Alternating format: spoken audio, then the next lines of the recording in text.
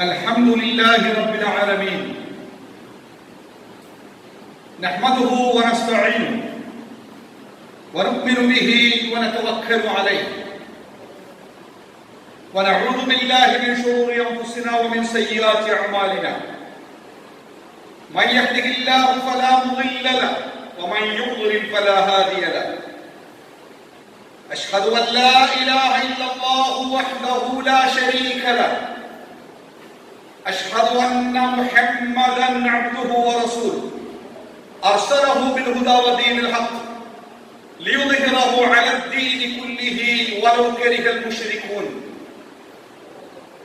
اللهم صل على محمد وعلى آل محمد كما صليت على إبراهيم وعلى آل إبراهيم إنك حميد مجيد اللهم بارك على محمد وعلى آل محمد كما باركت على إبراهيم وعلى آل إبراهيم إنك حميد مجيد أما بعد فإن خير الحديث كتاب الله وخير الهدي هدي محمد صلى الله عليه وسلم وشر الأمور محدثاتها وكل بدعة ضلالة وكل ضلالة في النار يا أيها الذين آمنوا اتقوا الله حق تقاته ولا تموتن إلا وأنتم مسلمون أعوذ بالله من الشيطان الرجيم بسم الله الرحمن الرحيم قل إن الموت الذي تفرون منه فإنه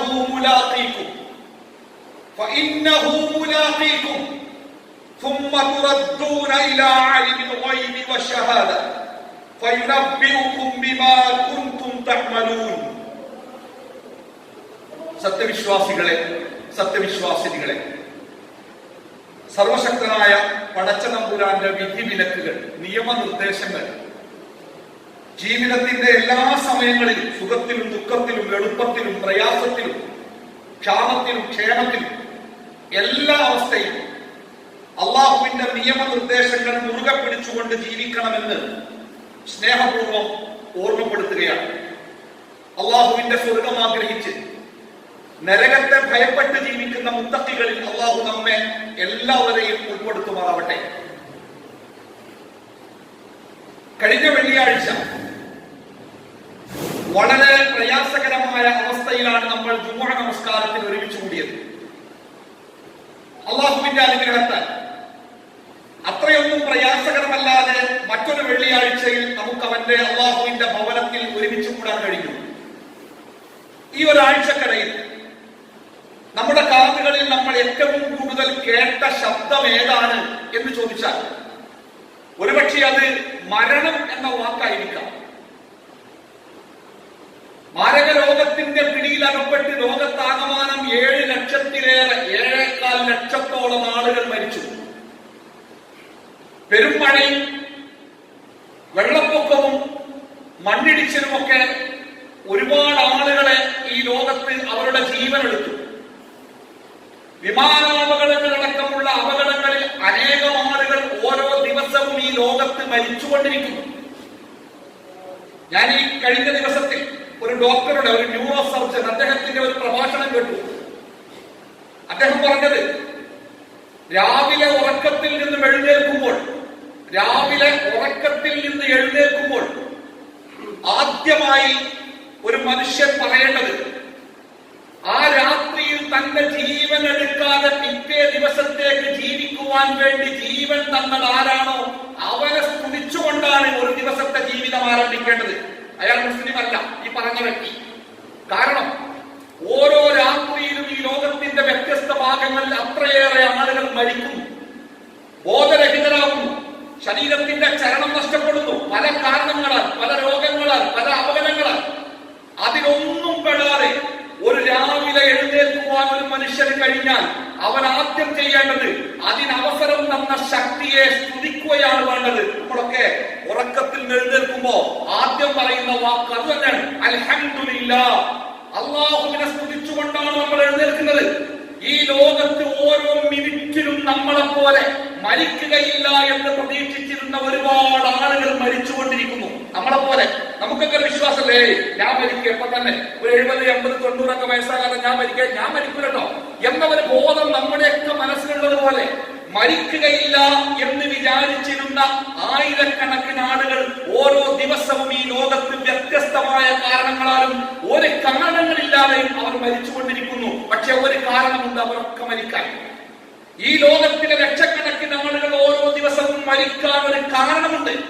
ആ കാരണം മറ്റൊന്നുമല്ല, അവർക്ക് ജീവൻ നൽകിയപ്പോഴേ ആ ജീവൻ ഇന്ന ദിവസത്തിൽ ഇന്ന സമയത്ത് ഇന്ന സെക്കൻഡിൽ അത് തിരിച്ചെടുക്കുമെന്ന് ആ ജീവൻ നൽകിയവൻ കൃത്യമായി രേഖപ്പെടുത്തിയിട്ടുണ്ട്. ആ രേഖയിൽ നിന്ന് ആ സമയത്ത് നിന്ന് ഒരു സെക്കൻഡിന്റെ 1000-ൽ ഒരു മൈക്രോ സെക്കൻഡ് പോലും അങ്ങോട്ടും ഇങ്ങോട്ടും പോകാതെ ആ ജീവൻ അവരെടുക്കും. അതെത്ര വലിയ ആശുപത്രി, എത്ര തോക്ക് ചൂണ്ടിയ കാവൽക്കാർ ഗേറ്റിൽ കാവൽ നിൽക്കുന്ന, ഏറ്റവും പ്രഗത്ഭരായ ഡോക്ടർമാർ അണിനിരന്നു നിൽക്കുന്ന, ഏറ്റവും ആധുനികമായ ഉപകരണങ്ങൾ നിരത്തിവെച്ച 100 നിലയുള്ള ആശുപത്രിയുടെ ബെഡിലാണെങ്കിലും മലർന്നു കിടക്കെ അവന്റെ ചുറ്റുഭാഗത്തുള്ള ഒരാൾ പോലും അറിയാതെ അവന്റെ ജീവൻ പടച്ചറപ്പ് തിരിച്ചെടുക്കും. ഒരുപക്ഷെ അവന്റെ ശരീരത്തിലേക്ക് കയറ്റുന്ന മരുന്നുകൾ ശരീരത്തിലേക്ക് കയറാതെ വരുമ്പോൾ, അവന്റെ ശരീരത്തിൽ ഘടിപ്പിച്ച് ചുമരിൽ വെച്ച ഉപകരണങ്ങളുടെ ബീപ് ബീപ് ശബ്ദങ്ങൾ അത് അവസാനിക്കുമ്പോൾ ഒരുപക്ഷെ അടുത്തുള്ള ഡോക്ടർക്ക് സംശയം തോന്നിയേക്കും. അയാൾ ഒരുപക്ഷെ നാടി പിടിച്ചേക്കും, സ്റ്റെതസ്കോപ്പ് നെഞ്ചത്ത് അമർത്തി വെച്ചേക്കും. എന്നിട്ടും സംശയം തീർക്കാൻ പോക്കറ്റിലെ ടോർച്ചെടുത്ത് കണ്ണിലേക്ക് അടിച്ചിട്ട് അയാൾ ചുറ്റുള്ളവരോട് പറയും പോയി. ആരും അറിഞ്ഞില്ല, കാവൽക്കാരുണ്ടായിരുന്നു, വലിയ വലിയ കോട്ട പോലത്തെ ആശുപത്രിയായിരുന്നു, എല്ലാ സംവിധാനവും ഉണ്ടായിരുന്നു. പക്ഷെ പോയി. ആശുപത്രിയുടെ വാതിൽ തുറന്ന് കണ്ണീരോടുകൂടി മുന്നിൽ നിൽക്കുന്ന ബന്ധുക്കളോട് ആ ഡോക്ടർമാർ പറയും, എല്ലാം ദൈവത്തിന്റെ കയ്യിലാണ്, നമുക്കൊന്നും ചെയ്യാനില്ലല്ലോ, പോയി. അതെ, ഇന്നൽ മൗത്തുൽ, വിശുദ്ധ ഖുർആനിലൂടെ അല്ലാഹു തആല പഠിപ്പിച്ച ഒരു ആയത്ത്, ഖുൽ, നബിയെ പറഞ്ഞു കൊടുക്ക്, ഇന്നൽ മൗത്തല്ലദീ തഫിറൂന മിൻഹു ഫഇന്നഹു മുലാഖികും. ഇന്നൽ മൗത്തല്ലദീ തഫിറൂന മിൻഹു, മരണം എന്ന് കേൾക്കുമ്പോൾ ആ മരണത്തിൽ നിന്ന് ഓടി രക്ഷപ്പെടാൻ എല്ലാവരും ശ്രമിക്കും, പണം കൊടുക്കും, എന്തും ത്യജിക്കും. ആ മരണത്തിന്റെ വാതിൽക്കൽ നിങ്ങൾ ഇത്തിരി നേരം, ഒരു സെക്കൻഡ്, മരിക്കുന്ന സമയത്ത് നിങ്ങൾക്ക് 1000 ഏക്കർ സ്ഥലമുണ്ടെങ്കിൽ ആ സ്ഥലം നിങ്ങൾ തരികയാണെങ്കിൽ 1 മണിക്കൂർ കൂടി നിങ്ങൾക്ക് ജീവിതം തരാമെന്ന് പറഞ്ഞാൽ ആ 1000 ഏക്കർ നമ്മൾ കൊടുക്കും. അങ്ങനെ നമ്മൾ ഓടി രക്ഷപ്പെടാൻ ശ്രമിക്കുന്ന മരണമുണ്ടല്ലോ, ആ മരണം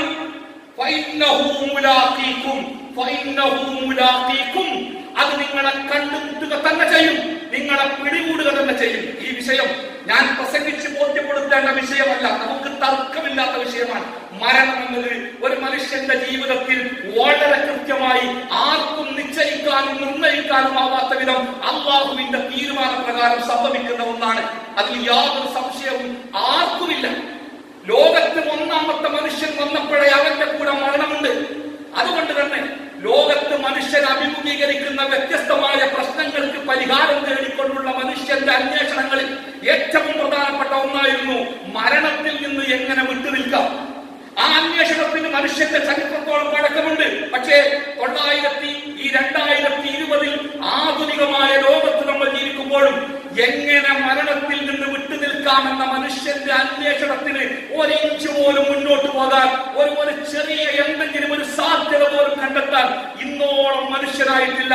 എന്താണ് മരണം, മരണം എന്ന് പറഞ്ഞാൽ എന്താണ് എന്ന് കൃത്യമായി സർവസമ്മതമായ ഒരു നിർവചനം ഉണ്ടാക്കുവാൻ പോലും ലോകത്ത് മനുഷ്യൻ ഇന്നോളം കഴിഞ്ഞിട്ടില്ല. മരണം ജീവിതത്തിന്റെ അനിവാര്യതയാണ്. ആര് ലോകത്ത് ജനിച്ചിട്ടുണ്ടോ അവൻ മരിച്ചിരിക്കും. കുല്ലു നഫ്സിൻ റായിഖത്തുൽ മൗത്ത്, കുല്ലു നഫ്സിൻ റായിഖത്തുൽ മൗത്ത്. എല്ലാ മനുഷ്യരും മരണം രുചിക്കുക തന്നെ ചെയ്യും. മരണത്തിന് രുചിയുണ്ട്. ഒന്നുകിൽ സുഖകരമായ ഒരു രുചി, അല്ലെങ്കിൽ കൈപ്പേറിയ ഒരു രുചി. ആ മരണത്തിന്റെ രുചി ലോകത്തിലെ എല്ലാ മനുഷ്യരും അനുഭവിക്കുക തന്നെ ചെയ്യുമെന്ന് വിശുദ്ധ ഖുർആനിലൂടെ അല്ലാഹു തആല നമ്മളെ പഠിപ്പിച്ചു. അപ്പൊ ഒരു കാര്യം നമുക്കൊക്കെ സത്യമാണ്, മരിക്കും, ഉറപ്പാണ് മരിക്കും. ആ മരണത്തിൽ നിന്ന് വിട്ടുനിൽക്കാനോ മാറി നിൽക്കാനോ, ഇത്തിരി മരണത്തെ മാറ്റിവെക്കാനോ, ഒരിത്തിരി പോലും മരണത്തിന്റെ ഡേറ്റിന് അപ്പുറത്തേക്ക് ജീവിക്കുവാനോ ഒരു മനുഷ്യനും സാധ്യമല്ല എന്നിരിക്കെ മരണത്തെ ഭയപ്പെടുന്നത് എന്തിനാണ്? മരണത്തെ ഭയപ്പെടുന്നത്? മരിക്കുമെന്നത് ഉറപ്പാണെങ്കിൽ എന്തിനാണ് മരണത്തെ ഭയപ്പെടുന്നത്? അവിടെ ഒരു ഉത്തരമുണ്ട്. മരണത്തെ ഭയപ്പെടാനുള്ള കാരണം, മരണം ഈ ജീവിതത്തിന്റെ അവസാനമാണ് എന്നതുകൊണ്ടല്ല മരണത്തെ ഭയപ്പെടുന്നത്. ഈ ജീവിതത്തിന്റെ അവസാനമായിരുന്നു മരണമെങ്കിൽ മരണം സുന്ദരമാകുമായിരുന്നു. പ്രയാസങ്ങളില്ലാത്ത, കടബാധ്യതകളില്ലാത്ത, കുടുംബ പ്രശ്നങ്ങളില്ലാത്ത, ശത്രുക്കളില്ലാത്ത, എല്ലാം ഒന്നുമില്ലാത്ത ഒരവസ്ഥയിലേക്കുള്ള മാറ്റമാണ് മരണമെങ്കിൽ മരണം സുന്ദരമാകുമായിരുന്നല്ലോ. പക്ഷെ അതല്ല. മരണം എന്നത് മറ്റൊരു ജീവിതത്തിലേക്കുള്ള കവാടമാണെന്ന് നമ്മൾ വിശ്വസിക്കുന്നു. മരണം ഒരു ഒടുക്കമല്ല. നമ്മൾ മാതാവിന്റെ ഗർഭാശയത്തിൽ എത്തിപ്പെട്ട് 8-9 മാസം കഴിഞ്ഞപ്പോ ഗർഭാശയത്തിലെ ജീവിതം തീരാനായപ്പോ പ്രസവം എന്ന പ്രക്രിയയിലൂടെ ഗർഭാശയത്തിൽ നിന്ന് ഭൂമിയുടെ പുറത്തേക്ക് പോന്നവരാണ് നമ്മൾ. പ്രസവം എന്നത് ആ കുട്ടിയുടെ അന്ത്യമായിരുന്നില്ല. പ്രസവം എന്നത് ആ കുട്ടിയുടെ മാതാവിന്റെ വയറ്റിലുള്ള ജീവിതത്തിന്റെ ഒടുക്കമായിരുന്നു. അവൻ മറ്റൊരു ഭൂമിയിലേക്ക് മാറ്റപ്പെട്ടു. ഇനി ഈ ഭൂമിയിൽ നിന്ന് അവൻ മരണത്തോടുകൂടി ബർസഖിയായ ജീവിതത്തിലേക്ക് മാറ്റപ്പെടുകയാണ്. അത് അവന്റെ ജീവിതത്തിന്റെ ഒടുക്കമല്ല. ഗർഭസ്ഥയിൽ ഉണ്ടായിരുന്ന കുട്ടിക്ക് പ്രസവം എന്തായിരുന്നോ അതുപോലെയാണ് ഈ ഭൂമിയുടെ മേലെ ജീവിക്കുന്ന ഒരു മനുഷ്യന് മരണം. അതവന്റെ ഒടുക്കമല്ല. അവൻ ബർസഖിയായ ഒരു മറയുടെ പിന്നിലുള്ള ഇത്രയും കാലം ഭൂമിയുടെ മേലെ ജീവിച്ച മനുഷ്യൻ ഇനി ആ ഭൂമിയുടെ ഉള്ളിൽ വെട്ടിയുണ്ടാക്കിയ ഒരു കുഴിയിലേക്ക് അവന്റെ ജീവിതത്തെ മാറ്റേണ്ടതുണ്ട്. ആ മാറ്റത്തിനുള്ള ഉപാധിയാകുന്നു മരണം. അത് ജീവിതത്തിന്റെ ഒടുക്കമല്ല. അതുകൊണ്ട് തന്നെ മരണത്തെയല്ല നമ്മളാരും ഭയപ്പെടേണ്ടത്. മരണത്തെയല്ല നമ്മളാരും ഭയപ്പെടേണ്ടത്. മരണം നിങ്ങൾ പേടിച്ചാലും ഇല്ലെങ്കിലും ധൈര്യത്തോടെ ഇരുന്നാലും മരണം കൃത്യമായി നമ്മളെ പിടികൂടുക തന്നെ ചെയ്യും. അപ്പൊ മരണത്തെ അല്ല ഭയപ്പെടേണ്ടത്. ഭയപ്പെടേണ്ട 2 കാര്യങ്ങൾ. 1, മരിക്കുന്ന രൂപത്തിന് നമ്മൾ ഭയപ്പെടണം. 2, മരണത്തിന് ശേഷം നമ്മൾ ചെന്നെത്തുന്ന ലോകത്തെ കുറിച്ച്, ആ ലോകത്തിന്റെ അവസ്ഥയെ കുറിച്ച് നമ്മൾ ഭയപ്പെടണം. ആ ലോകത്ത് നമ്മളെ കാത്തിരിക്കുന്നത് ഭീകരമായ അവസ്ഥയാണെങ്കിൽ തീർച്ചയായിട്ടും ആ മരണം ഭയപ്പെടേണ്ടത് തന്നെയായിരിക്കും. അതല്ല, ആ മരണത്തിന് ശേഷമുള്ള ജീവിതം സന്തോഷത്തിന്റെ ജീവിതമാണെങ്കിൽ ഓർക്കുക, മരണത്തിന് ശേഷം നമ്മുടെ റബ്ബ് നമ്മളോട് പറഞ്ഞ ആ സന്തോഷകരമായ ജീവിതമുണ്ടല്ലോ, ഈ ഭൂമിയിലെ ജീവിതകാലത്ത് ഒരു ദിവസം പോലും ഇന്നുവരെ നമുക്ക് അനുഭവിക്കാൻ കഴിഞ്ഞിട്ടില്ലാത്ത അത്രയും വലിയ സുഖത്തിന്റെയും സന്തോഷത്തിന്റെയും ഒരു ജീവിതമാണ്. മരണത്തിന്റെ ഒരു സെക്കൻഡിന് ശേഷം മുതൽ നമ്മുടെ റൂഹ് പിടിച്ചെടുക്കുന്ന സെക്കൻഡ് ഉണ്ടല്ലോ, ആ സെക്കൻഡിന് ശേഷം പിന്നെ നമ്മൾ അനുഭവിക്കുന്നത് ലോകത്തിനോളം നമ്മൾ അനുഭവിച്ചിട്ടില്ലാത്ത, നമ്മുടെ മനസ്സിൽ ആഗ്രഹിക്കാൻ പോലും കഴിഞ്ഞിട്ടില്ലാത്ത അത്രയും വലിയ ഒരു സുഖത്തിന്റെ ലോകത്തിലേക്ക് നമ്മൾ മാറ്റപ്പെടും. അല്ല, ആ മരണത്തിന് ശേഷം വേദനയാണ് നമുക്ക് വിധിച്ചിട്ടുള്ളതെങ്കിൽ ഈ ഭൂമിയിൽ നമ്മൾ സങ്കല്പിച്ചിട്ട് പോലുമില്ലാത്ത ഏറ്റവും കടുത്ത ദുരിതത്തിലേക്ക്, വേദനത്തിലേക്ക് ആ മരണത്തിന്റെ ഒരു സെക്കൻഡ്, ആ സെക്കൻഡിന് ശേഷം അവൻ മാറ്റപ്പെടും. അതുകൊണ്ട് പ്രിയപ്പെട്ടവരെ, നമ്മുടെ മരണം എങ്ങനെയായിരിക്കും അത് ഭയപ്പെടേണ്ട വിഷയമാണ്. നമ്മുടെ മരണത്തിന് ശേഷമുള്ള അവസ്ഥ എങ്ങനെയായിരിക്കും അതും ഭയപ്പെടേണ്ട വിഷയമാണ്. മരണത്തെ പേടിക്കേണ്ട. കാരണം മരണം ജീവിതത്തിൽ നമ്മൾ എവിടെ ഒളിച്ചിരുന്നാലും സമയമാകുമ്പോ കൃത്യമായിട്ടില്ലേ, ഇവിടെ ഇങ്ങനെ പോലീസുകാരുണ്ട്, നമ്മൾ അല്ലെങ്കിൽ കള്ളന്മാരുണ്ട്, നമ്മളെ പിടിക്കാൻ നടക്കുകയാണ്, നമ്മൾ ഒളിച്ചിരുന്ന് അവരിൽ നിന്ന് രക്ഷപ്പെടാൻ ശ്രമിക്കും. അപ്പൊ ആരോ പറഞ്ഞു, എവിടെ ഒളിച്ചിട്ടും കാര്യമില്ല, ഫുള്ള് റഡാർ സംവിധാനമാണ്, എവിടെ ഒളിച്ചാലും അത് അവർ നിങ്ങളെ പിടിക്കുമെന്ന് പറഞ്ഞാൽ നമുക്ക് വിളിക്കുക, എന്തായാലും പിടിക്കുക എന്ന് പറയാനോ? മരണം അനിവാര്യമാണ്. ഒളിച്ചിട്ടോ തെളിച്ചിട്ടോ ഓടിയിട്ടോ സാധ്യമല്ല, അത് നടക്കുക തന്നെ ചെയ്യും. പക്ഷേ ആ മരണം അത് പ്രയാസത്തിന്റെ മരണമാവാതിരിക്കാൻ നോക്കൂ. റസൂലുള്ളാഹി സ്വല്ലല്ലാഹു അലൈഹി വസല്ലമ 2 തരം മരണങ്ങളെ കുറിച്ച് നമുക്ക് പറഞ്ഞു തരുന്നുണ്ട്. അനബി ഹുറൈറ റളിയല്ലാഹു അൻഹു അന്നബി സ്വല്ലല്ലാഹു അലൈഹി വസല്ലം ഖാല അൽ മയ്യിതു തഹ്ദുറുഹു വൽ മലായിക ഫഇദാ കാന റജുലു സാലിഹൻ. ദീർഘമായ ഹദീസാണ്, നമ്മുടെ ചുരുങ്ങിയ സമയത്തിന്റെ ഉള്ളിൽ വായിച്ചു പറയാൻ സമയമില്ല. മരിക്കാൻ കിടക്കുന്ന വ്യക്തിയുടെ കണ്ണെത്തുന്ന ദൂരത്ത് അവന്റെ മലക്കുകൾ വന്നിരിക്കും. നിങ്ങൾ കണ്ടിട്ടില്ല മരിക്കുന്ന വ്യക്തിയെ? നിങ്ങൾ ആരെങ്കിലും കണ്ടിട്ടുണ്ടോ? അവന്റെ കണ്ണുകൾ ഒരു പ്രത്യേക സ്ഥലത്ത് ഇങ്ങനെ ഉടക്കി നിൽക്കുന്നത് കാണാം. 1, 2, 3 ആളുകൾ മരിക്കുമ്പോൾ അവിടെ ആഗതനായ ഒരാൾക്ക് പെട്ടെന്ന് അറിയാൻ പറ്റും ഒരാൾക്ക് മരണത്തിന്റെ അസ്വസ്ഥതകൾ ഉണ്ടാകുന്നത്. അയാളുടെ കണ്ണിന്റെ മാറ്റം പെട്ടെന്ന് കണ്ടുപിടിക്കാൻ പറ്റും. അവന്റെ കണ്ണെത്തുന്ന ദൂരത്ത് മലക്കുകൾ വന്നിരിക്കുന്നു. ആ മലക്കുകൾ നേരത്തെ വരുന്നുണ്ട്. ആ മലക്കുകൾ വന്നിരിക്കുമ്പോഴേ ഇവൻ അറിയുന്നു, ഇവന് നേരത്തെ മലക്കുകളെ കണ്ടിട്ടില്ല, മലക്കുകളെ പരിചയമില്ല. ആ വന്നിരിക്കുന്ന മലക്കുകളാണല്ലോ ഒരറിവ് മുമ്പോലും കിട്ടിയിട്ടില്ല. പക്ഷേ ആ വന്നിരിക്കുന്നവരെ കാണുമ്പോഴേ ഈ മനുഷ്യന് ബോധ്യമാകുന്നു, എന്റെ ആത്മാവിനെ കൊണ്ടുപോകാൻ വന്നവരാണവർ. ഇവിടെ ഡോക്ടർമാര് മരുന്നുകൾക്ക് വേണ്ടി ഓടുന്നുണ്ട്, ഉപകരണങ്ങൾ സജ്ജമാക്കുന്നുണ്ട്, ലക്ഷങ്ങളുടെ മരുന്നിന് വേണ്ടി കടം വാങ്ങിയ പണവുമായി നമ്മുടെ മക്കൾ മെഡിക്കൽ സ്റ്റോറിലേക്ക് ഓടുന്നുണ്ട്.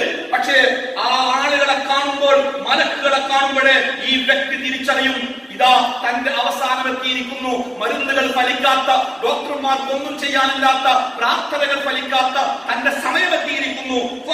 കാന റജുലു സ്വാലിഹൻ, ആ മരിക്കാൻ കിടക്കുന്ന വ്യക്തി ഈ ഭൂമിയിലെ ജീവിതകാലത്ത് അല്ലാഹുവിന്റെ വിധിവിലക്കുകൾ പാലിച്ചുകൊണ്ട് ജീവിച്ച, ഭൗതികതയുടെ പിന്നാലെ പാഞ്ഞു പോകാതെ പരലോകമുണ്ട് എന്ന വിശ്വാസത്തോടുകൂടി അല്ലാഹുവിന്റെ തൃപ്തിക്ക് വേണ്ടി ജീവിച്ച വ്യക്തിയാണെങ്കിൽ ആ വ്യക്തിയുടെ ആത്മാവിനോട് ആ മലക്കുകൾ പറയുന്നു, ഇഖ്റുജി അയ്യതുഹൻ നഫ്സു ത്വയ്യിബ കാനത് ഫിൽ ജസദി ത്വയ്യിബ് ഉഖ്റുജി ഹമീദ വഅബ്ശിരി ബിറൗഹിൻ വറൈഹാൻ വറബ്ബി ഗൈരി വൽദാൻ വറബ്ബി ഗൈരി വൽദാൻ. ആത്മാവേ, ഏറ്റവും നല്ല ആത്മാവേ, ജീവനെ പുറത്തേക്ക് പോരുക, പുറത്തേക്ക് പോരുക. സ്തുതിക്കപ്പെട്ടവനായി, ആട്ടിയോടിക്കപ്പെട്ടവനായിട്ടല്ല, സ്തുതിക്കപ്പെട്ടവനായി.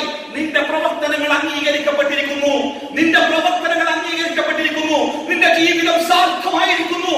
അല്ലാഹുവിന്റെ അടുക്കൽ തൃപ്തിപ്പെട്ടവനാണ്. നിന്റെ റബ്ബിന് നിന്നോട് തരി പോലും ദേഷ്യമില്ല, നിന്റെ റബ്ബിന് നിന്നോട് തരി പോലും വെറുപ്പില്ല, യാതൊരു ദേഷ്യവുമില്ല.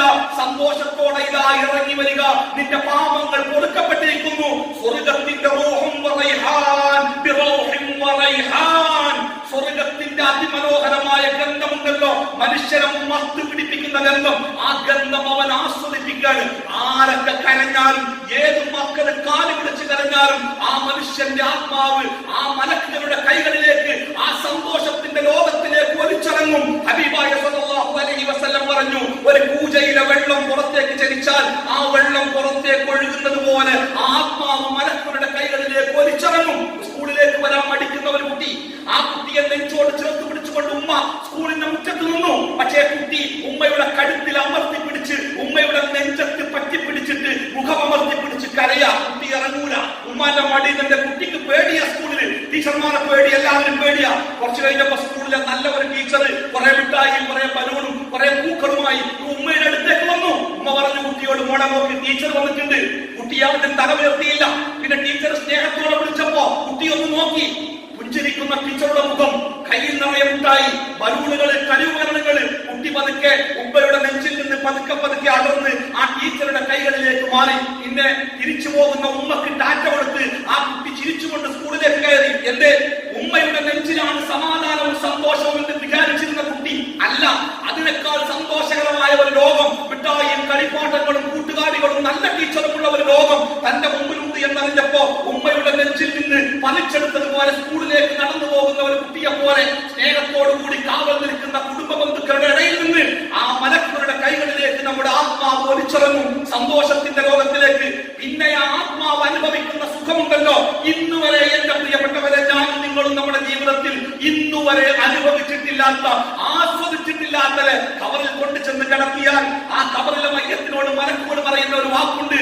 ആസ്വാദനത്തിന്റെ ഒരു വാക്കാണത്, ആഹ്ലാദത്തിന്റെ വാക്കാണത്. നോ, നീ ഉറങ്ങിക്കോ. എങ്ങനെയാണ് ഉറങ്ങേണ്ടത്? ഒരു പുതുമണവാളൻ, ആദ്യം കല്യാണം കഴിച്ച ഒരു പുതുമണവാളൻ, സന്തോഷത്തിന്റെ ആഗ്രഹങ്ങളുടെ പ്രതീക്ഷകളുടെ വാനിൽ ഒരു പുതുമണവാളൻ, മുല്ലപ്പൂ പോലെ കണ്ണുകൾ കൂമ്പി ഉറങ്ങുന്ന ഒരു പുതുമണവാളന്റെ ഉറക്കമുണ്ടല്ലോ. നമുക്കൊക്കെ ജീവിതത്തിലെ ആ ഉറക്കം ഒരു ദിവസം കിട്ടുള്ളൂ. കല്യാണം കഴിച്ച അന്ന് പിറ്റേന്ന് ഉറങ്ങാൻ കഴിഞ്ഞോണമെന്നില്ല. അന്ന് നമുക്ക് ഉറങ്ങാൻ സ്വപ്നം കണ്ട്. എന്നാൽ ആ സന്തോഷത്തിന്റെ ഉറക്കമുണ്ടല്ലോ, ആ ഉറക്കമാണ്, ആ അനുഭവമാണ്, ആ അനുഭൂതിയാണ് പിന്നെ ആ മനുഷ്യന്റെ ജീവിതത്തിൽ എല്ലാ കാലത്തും. പിന്നെ എന്തിനാ മരണത്തെ പേടിക്കണേ? പിന്നെ എന്തിനാ മരണത്തെ പേടിക്കുന്നത്? പ്രയാസത്തിന്റെ, ബുദ്ധിമുട്ടിന്റെ, കഷ്ടപ്പാടിന്റെ, ദുരിതത്തിന്റെ, ദുരന്തത്തിന്റെ ജീവിതത്തിൽ നിന്ന് സുഖക്ഷേമത്തിന്റെ ജീവിതത്തിലേക്കുള്ള പതിച്ചു നടലാണ് മരണമെങ്കിൽ ആ മരണത്തെ എന്തിനു പേടിക്കണം? അതെ, മരണത്തെ പേടിക്കേണ്ടത് ദുന്യാവിൽ ലക്ഷ്യത്തിലെത്താൻ കഴിയാതെ പോയ മനുഷ്യനാണ്. അതുകൊണ്ടാണ് ലോകത്തിന്റെ ഗുരുനാഥൻ മുഹമ്മദ് മുസ്തഫ സല്ലല്ലാഹു അലൈഹി വസല്ലമ ഇടക്കിടക്ക് പറയുമായിരുന്നു, അക്തിറൂ അക്തിറൂ ഖാദിമുൽ ലദ്ദാത്ത് അൽ മൗത്ത്. നിങ്ങളുടെ ഈ ഭൂമിയിലെ ജീവിതത്തിലെ എല്ലാ ആസ്വാദനങ്ങളെയും കുറിച്ച് കളയുന്ന മരണത്തെ കുറിച്ചുള്ള ഓർമ്മ നിങ്ങൾ ഇങ്ങനെ വർദ്ധിപ്പിച്ചുകൊണ്ടേയിരിക്കണം. അത് നല്ലതാണ്.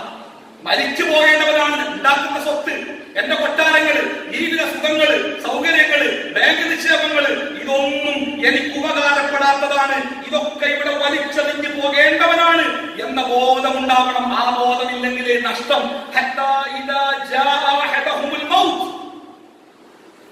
ഇഷ്ടംപോലെ സ്വത്തുണ്ട്, മക്കളുണ്ട്, അധികാരമുണ്ട്, ഒക്കെ ഉണ്ട്. ആ മനുഷ്യൻ പണത്തിന്റെ, അധികാരത്തിന്റെ, ഡോക്ടർമാരുടെ സന്നാഹങ്ങളുടെ നടുവിൽ മരണത്തിന്റെ മുമ്പിൽ കിടക്കുമ്പോ, ആ മരണത്തിന് മുന്നിൽ കാണുമ്പോ താൻ മരിക്കുകയാണ് എന്ന് ബോധ്യമുണ്ടാകുമ്പോ അവൻ പറയുന്ന ഒരു വാക്കുണ്ട്, ജാതി നോക്കാതെ മതം നോക്കാതെ പറയും ഈ വാക്ക്, ഖാല റബ്ബിർജിഊൻ, ഖാല റബ്ബിർജിഊൻ. റബ്ബേ ഒന്ന് മടക്കിക്കൊണ്ട് റബ്ബേ ഒരിത്തിരി സമയം എന്റെ നാവൊന്ന് ചലിപ്പിക്കാൻ, എനിക്ക് എന്റെ പ്രിയപ്പെട്ടവരോട് ഒരു വാക്ക് പറയാൻ, എന്റെ നാവൊന്ന് അളക്കാൻ. ഖാല റബ്ബിർജിഊൻ ലഅല്ലി അഅമലു സ്വാലിഹൻ ഫീമാ തറക്തു. അല്ലാഹുവേ, നീ എന്നോട് പറഞ്ഞ കുറെ കാര്യം എനിക്ക് ചെയ്യാൻ പറ്റുമായിരുന്നു. നിസ്കരിക്കാൻ സമയമുണ്ടായിരുന്നു, ഖുർആൻ ഓതാൻ സമയമുണ്ടായിരുന്നു, പാവങ്ങളെ സഹായിക്കാൻ പണം ഉണ്ടായിരുന്നു, പള്ളിയിൽ പോകാൻ അവസരം ഉണ്ടായിരുന്നു, അങ്ങനെ ഒക്കെ ഉണ്ടായി. പക്ഷെ ഞാനതൊക്കെ കളഞ്ഞു കുടിച്ചല്ലോ റബ്ബേ. ഒരവസരം എനിക്ക് വേണ്ട. ആ നഷ്ടപ്പെടുത്തിയ കർമ്മങ്ങളൊക്കെ ഞാൻ തിരിച്ചു ചെയ്തോളാം. വേണ്ട, ആ വർത്തമാനത്തിന് പ്രസക്തിയല്ല. വെറുതെ പറയുന്നു, ഒരു കാര്യം അതുകൊണ്ടില്ല. ഇനി നീ ഒരു മറയുടെ പിന്നിലേക്ക് പോവാ. ഏത് പുനർജീവനത്തിന്റെ ഉയർത്തെഴുന്നേൽപ്പിന്റെ ഖിയാമത്തിന്റെ നാൾ വരെ നീ ഭൂമിയിൽ വെച്ച കർമ്മങ്ങളുടെ അതിന്റെ ഫലം എന്താണോ അത് അനുഭവിച്ചുകൊണ്ട് നീ ഇരുന്നു കൊള്ളുക. അല്ലെ പ്രിയപ്പെട്ടവരെ, പേടിക്കണം മരണത്തെയല്ല, ആ മരണത്തിന്റെ ആ രൂപമുണ്ടല്ലോ, ആ രൂപത്തിലെ അതിനുശേഷം വരാനിരിക്കുന്ന ആ ഭീകരമായ അവസ്ഥയെ പേടിക്കണം. അതിനുവേണ്ടി ഒരുങ്ങാൻ നിങ്ങൾക്ക് കഴിഞ്ഞാൽ, അതിനുവേണ്ടി നിങ്ങൾക്ക് ഒരുങ്ങാൻ കഴിഞ്ഞാൽ തീർച്ചയായിട്ടും ജീവിതത്തിൽ മരണത്തെ ഭയപ്പെടേണ്ടി വരികയില്ല. അല്ലാഹുവേ, മുസ്ലിമായിട്ട് എന്നെ മരിപ്പിക്കണേ, സാലിഹീങ്ങളിൽ എന്നെ ഉൾപ്പെടുത്തണേ എന്ന് പ്രാർത്ഥിച്ച് ആ പ്രാർത്ഥന പ്രാവർത്തികമാക്കാൻ നെഞ്ചൊരുക്കി പ്രാർത്ഥിച്ച് അതിനുവേണ്ടി പ്രവർത്തിച്ചു ജീവിച്ചാൽ പ്രിയപ്പെട്ടവരെ, മരണമെന്ന പദം കേൾക്കുമ്പോൾ നടുങ്ങേണ്ടി വരികയില്ല. ആ മരണം സന്തോഷകരമായ ഒരു ജീവിതത്തിലേക്ക് നമ്മളെ കൊണ്ടുപോകും. അല്ലാഹു സുബ്ഹാനഹു തആല പ്രയാസകരമായ മരണത്തിൽ നിന്ന്, ദുഃഖങ്ങളും പ്രയാസങ്ങളും ബുദ്ധിമുട്ടുകളും നിറഞ്ഞ ബർസഖി ജീവിതത്തിൽ നിന്ന്, അതുപോലത്തെ എല്ലാ ദുരന്തങ്ങളിൽ നിന്ന് അല്ലാഹു നമ്മളെയൊക്കെ കാത്തുരക്ഷിക്കുമാറാവട്ടെ.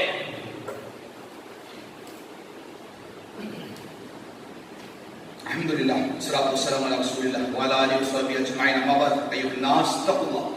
അല്ലാഹുവിന്റെ വിധിവിലക്കുകൾ സൂക്ഷിച്ചു ജീവിക്കണം എന്ന് ഓർമ്മപ്പെടുത്തുകയാണ്. കോവിഡ് രോഗം വളരെ മാരകമായി നമ്മുടെ ചുറ്റുഭാഗത്തൊക്കെ വ്യാപിച്ചുകൊണ്ടിരിക്കുന്നുണ്ട്. ഇന്നലെ 1500 രോഗികളുടെ എണ്ണമെങ്കിൽ വരും മാസത്തിൽ അത് 10,000-ന്റെ 20,000-ന്റെ കണക്കിലേക്ക് മാറുമെന്നാണ് നമ്മുടെ ഭരണാധികാരികൾ പറഞ്ഞുകൊണ്ടിരിക്കുന്നത്. രോഗം തീർച്ചയായിട്ടും മറ്റു രാജ്യങ്ങളിലൊക്കെ വ്യാപിച്ച ആ ചരിത്രം എടുക്കുമ്പോൾ നമ്മുടെ നാട്ടിലും ഈ രോഗം വ്യാപിക്കും.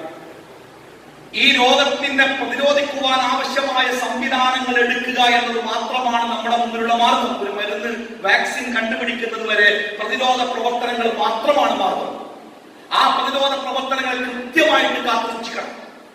ഒരു അലസത, അതെന്റെ കൂട്ടുകാരനല്ലേ, അവന്റെ മക്കളിൽ നിന്ന് എനിക്ക് പകരൂല, അതെന്റെ ബന്ധുവല്ലേ, അവരിൽ നിന്ന് പകരൂല, ഇത്യാദി ധാരണകളൊക്കെ മാറ്റിവെച്ച് സാമൂഹിക അകലം പാലിച്ച് മാസ്ക് ഉപയോഗിക്കേണ്ട സമയത്ത് അത് പൂർണ്ണമായി ഉപയോഗിച്ച്, അതുപോലെ തന്നെ കൈകൾ സാനിറ്റേഷൻ വരുത്തിയിട്ട് വളരെ കൃത്യമായ മാനദണ്ഡങ്ങൾ പാലിക്കുക. എപ്പോഴും ഞാൻ മനസ്സിലാക്കുന്നത്, ഈ മാനദണ്ഡങ്ങൾ ഏറ്റവും നേരെ പാലിക്കാൻ സാധിക്കുന്ന ഇടം നമ്മുടെ പള്ളികളാണ്.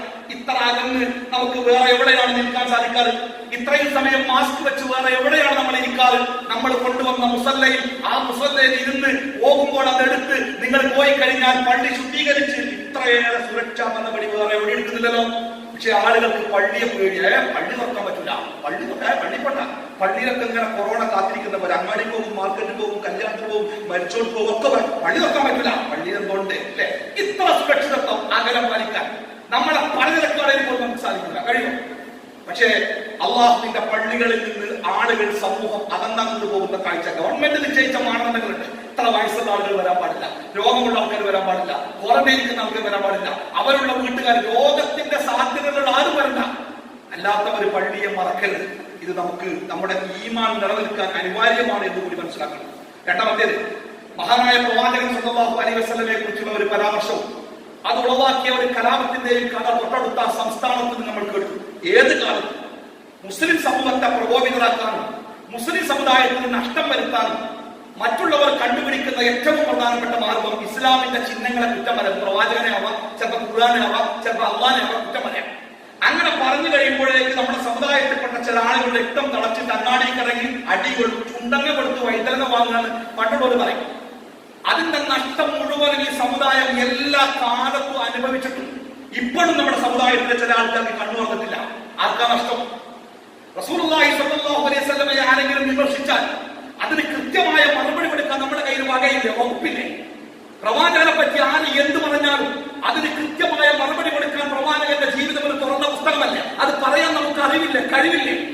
പ്രവാചകനെ ആരെങ്കിലും നിന്ദിച്ചാൽ, കുറ്റപ്പെടുത്തിയാൽ അതിന്റെ സത്യാവസ്ഥ പറഞ്ഞു കൊടുക്കുമ്പോൾ എത്രമാനം ആൾക്കാർക്ക് മനസ്സിലാവും. അതിന് പകരം വികാരാധീനരായി വികാരത്തിന് അടിപ്പെട്ട് ആയുധങ്ങളുമായി ഇറങ്ങി ചെല്ലുമ്പോൾ അതുണ്ടാക്കുന്ന നഷ്ടം ഏത് കാലത്തും ഈ സമുദായത്തിന് മാത്രമേ കാണൂ. ബുദ്ധിപൂർവ്വം ചിന്തിക്കണം. അത്തരം ദുരന്തങ്ങൾ നമ്മുടെ ചുറ്റുപാടുകൾ ഉണ്ടാവാതിരിക്കാൻ വേണ്ടി നമ്മൾ ഗൗരവത്തോടുകൂടി അത്തരം വിഷയങ്ങളെ കാണണം. അല്ലാഹു സുബ്ഹാനഹു വ തആല അവന്റെ ദീനിനെ ശരിയായി മനസ്സിലാക്കി അത് ഉൾക്കൊണ്ട് ജീവിക്കുന്ന മുത്തഖികളെ നമ്മെ ഏവരെയും ഉൾപ്പെടുത്തി അനുഗ്രഹിക്കുമാറാവട്ടെ. അള്ളാഹു തൃപ്തിപ്പെട്ട നല്ല സാലിഹായ ആളുകളുടെ മരണം, ആ മരണം സ്വീകരിക്കാൻ അള്ളാഹു നമുക്കെല്ലാവർക്കും തൗഫീഖ് നൽകുമാറാവട്ടെ. അള്ളാഹുവിന്റെ കോപത്തിലേക്ക്, ദേഷ്യത്തിലേക്ക് മരിച്ചു പോകുന്ന ദൗർഭാഗ്യവാന്മാരുടെ കൂട്ടത്തിൽ നിന്ന് അള്ളാഹു നമ്മളെയൊക്കെ കാത്തുരക്ഷിക്കുമാറാവട്ടെ. മാരകമായ ലോകത്തിന്റെ കെടുതികളിൽ നിന്ന്, ബുദ്ധിമുട്ടുകളിൽ നിന്ന് അള്ളാഹു ലോകത്തിലെ എല്ലാ മനുഷ്യന്മാരെയും എത്രയും പെട്ടെന്ന് മോചിപ്പിക്കുമാറാവട്ടെ. അള്ളാഹു إنك مجيب الدعوة يا قاضي الحاجات. اللهم تقبل منا إنك أنت السميع العليم وتب علينا إنك أنت التواب الرحيم واغفر لنا يا غافر المذنبين. وصلى الله على محمد وعلى آله وصحبه أجمعين. الحمد لله رب العالمين.